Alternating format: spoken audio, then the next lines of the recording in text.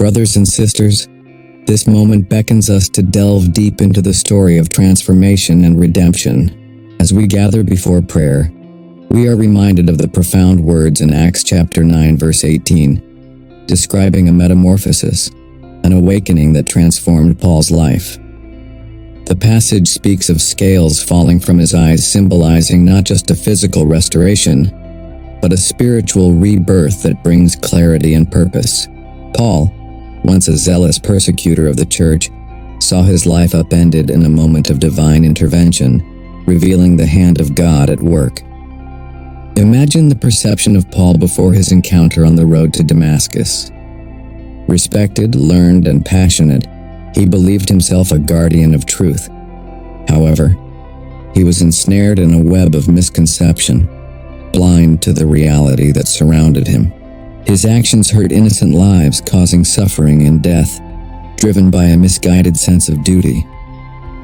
The clarity he sought was a mirage, and in his arrogance he failed to see the greater truth.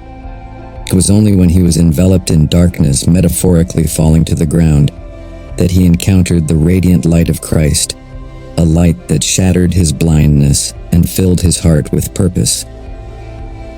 This story resonates with us today.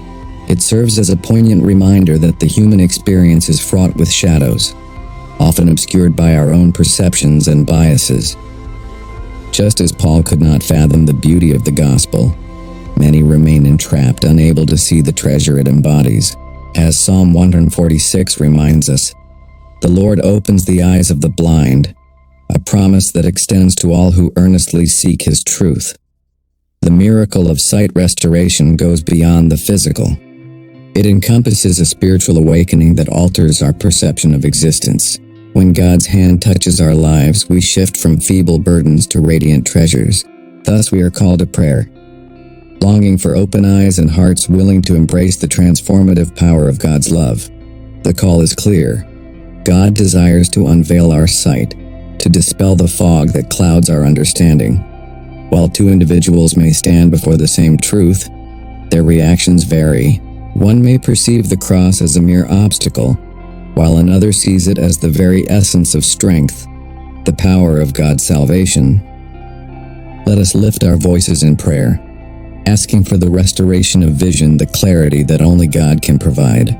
May we embrace the message of Psalm 119 verse 18, seeking enlightenment that leads us to treasure the truth, desire righteousness, and empower others through the lens of Christ's love. When God opens our eyes, a miraculous transformation unfolds. What once dazzled us, shimmering with allure, is revealed as mere illusion, devoid of substance or purpose. In contrast, what we deemed unworthy suddenly glows with intrinsic value, radiating life and meaning. This profound awakening is epitomized in the story of Paul, whose journey reflects the eternal truth that each encounter with Christ can ignite the soul's vision anew. Yet the world often remains blind to this light, choosing to mock faith as folly. This blindness does not always stem from a choice of wickedness.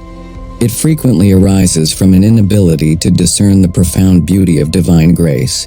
As eloquently stated in 1 Corinthians, the message of the cross resonates deeply with those who seek salvation, illuminating hearts with the power of God, revealing that the true distinction lies not in the message, but in the vision itself.